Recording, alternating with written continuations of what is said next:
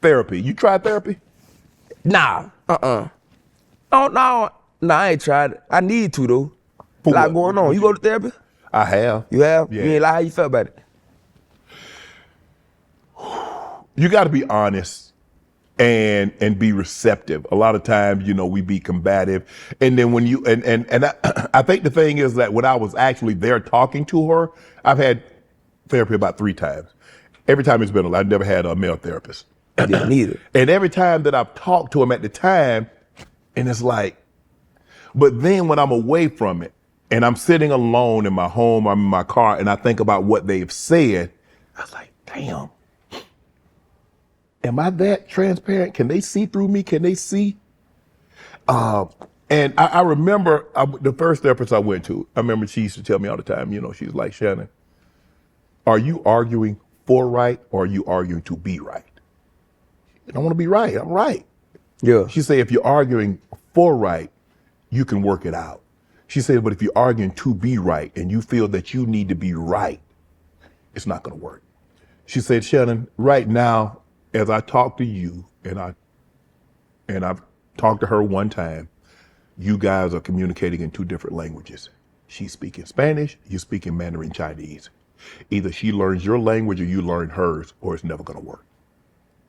She also said, you know, she told me a lot of things about my childhood and how I am, because I'm, you know, I grew up with my grandmother, and so I'm very respectful, and there are certain things that I just think that I just can't do.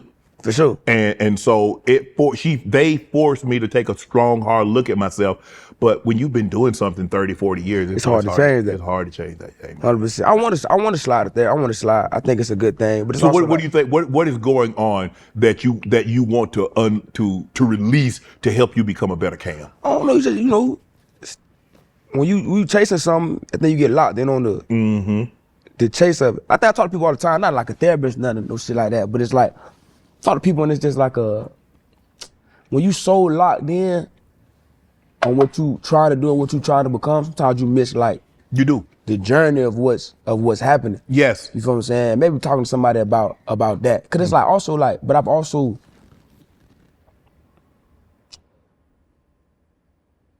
you work so hard at something, dog. You just don't wanna, you know what I'm saying? Like, you have to, but to see what you're chasing, and as an ex-professional athlete, and you try to achieve it, is that it takes a tremendous amount of, not only a sacrifice, but it takes a total commitment. 100%. And people don't understand that, because I've only got one shot at this and I don't want to mess it up.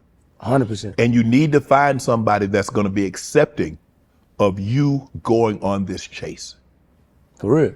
And if they can't accept that, everybody said, a lot of people say they could be number 2 to football. But when it came down to them being number 2 to football, they couldn't accept it. Yeah. Not for sure.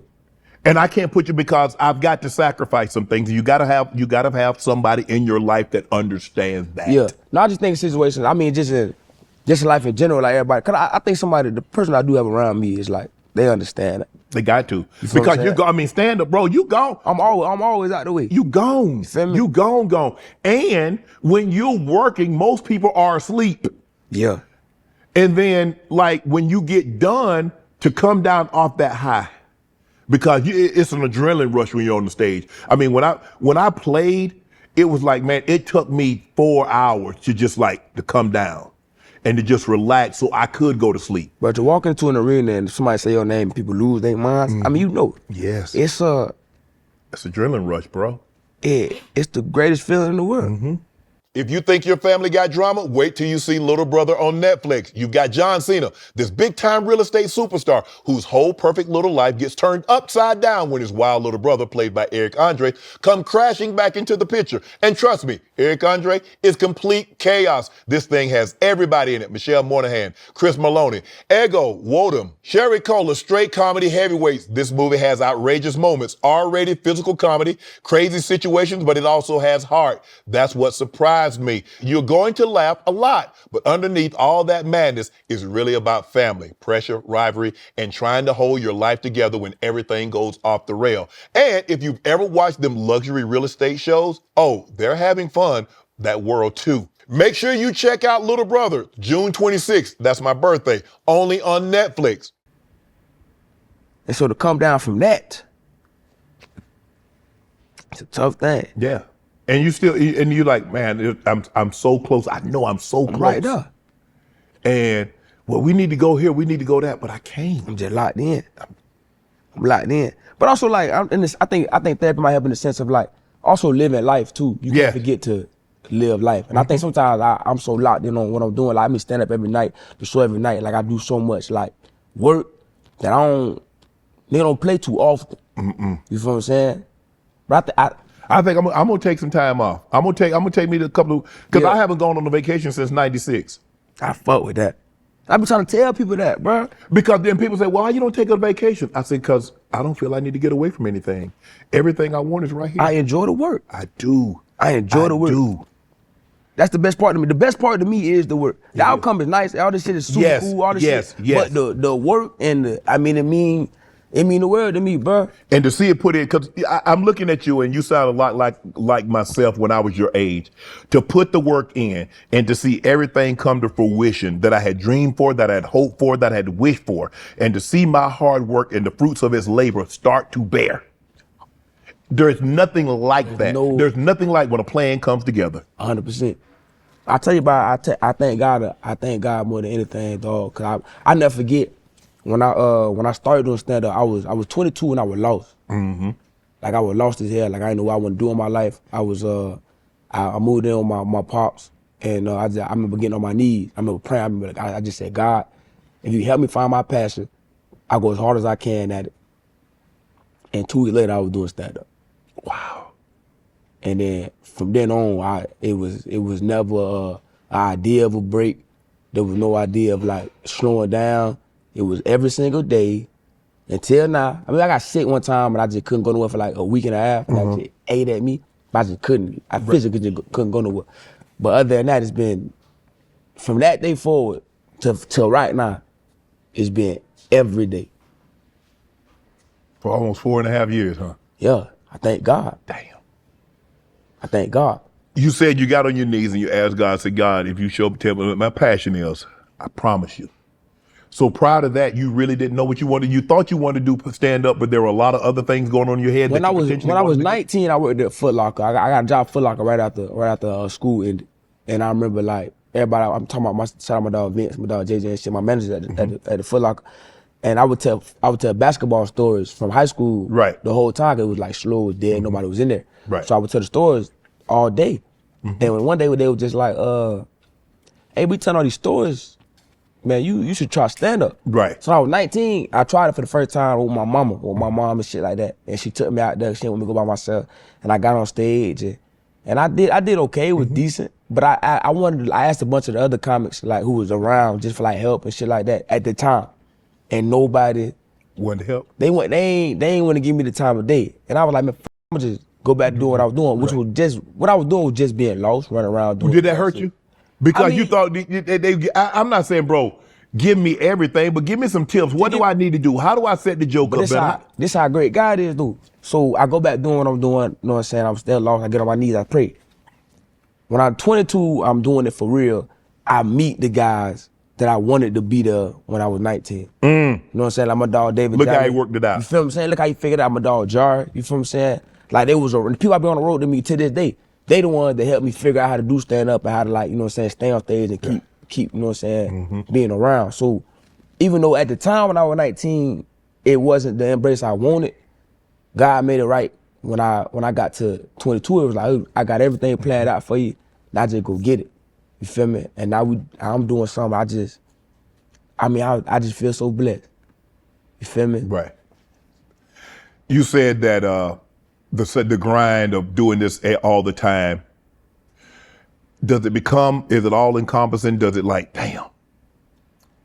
Because you got to be careful what you wish for now. No, because you just might get it. No, I told you, I love to work. That's what I like. Right. I like. But you're trying to find a balance. But that's why in talking to you it kind of helped, because it's like, I mean, people don't do what you do, want you to do. There is no balance to greatness. There's no. Thank you. Anybody that tells you there's a balance to greatness, they are lying. They are lying. And greatness is monotonous because greatness requires you to do the same thing over and over and expect the same results. LeBron James, Steph Curry, Kobe Bryant, rest his soul, Michael Jordan, Serena Williams. You tell me a great player, someone that achieved something great. See, people want to tell you now, well, look at this person, look at that person. Yeah, they take breaks now. They're worth 100 billion. 100%. They're worth 300 billion. You're damn right I can take a break. But ask them a question when they were set up in their garage. How many vacations did they go on? 100%. Well, you can, and there's nothing wrong because people are going to take what you and I say is wrong. You can be a 9 to 5. That's a perfectly good living. That's not, but 9 to 5 doesn't require you to be great. 100%. I like to think most people that no matter what you do, you have the idea of advancement. Even if you start in the mail room, you're like, I don't want to do mail all the time. I want to move up. So whatever the step above in the mail room, I want that. And whatever the step above that, I want that. If you start off on JV, your goal is to go to varsity. Yeah. If I'm on second team, my goal is to go to first team. And for the most part, if you play a high school sport, more times than not, probably 80% of the kids want to go to college. 100%. So, and this is what I just tell. I said, look, if you want, it's okay. And there's nothing wrong with a great 9 to 5. There's nothing wrong with that. Not at all. But greatness is outside of those hours. Greatness is a 24-hour. It's how you eat, it's how you sleep, it's how you live. It's all encompassing. It's an unquenchable desire to be better. And some people don't understand that. And you know what? It's not for everybody. Everybody can't be great. And if you're not willing to sacrifice, if you're not willing to put everything on the line to sacrifice for you, you don't deserve to be successful. And I don't feel bad. 100%. Everything you just said, I agree with. 100%. But I just listen to Tom Brady talk. Listen to Jordan. Listen to Serena. Listen to Steph. I listened to Michael Jordan's his last dance. Nah. I watched that too, obviously. Yeah. But his retirement, not retirement, Hall of Fame. The whole thing was just spiked. I love that. The whole thing was like, this nigga said I couldn't do this, so I did that. The whole speech. Yes. He said I couldn't do this, so I made that happen. Mm-hmm. You know what I'm saying? Yes. And I think that's how you gotta like. It is. Because everybody will say once you made it, I knew it. Yeah. You didn't tell me that when I was on the journey. Yeah, for sure though. When I was running up them damn stairs and hills and shit. Yes. For sure. Want to join Club Shay Shay? Become an official member by hitting that subscribe button, where you never know who's going to be joining us for drinks and conversation. Don't be late to the party because you know we like to do something before two something.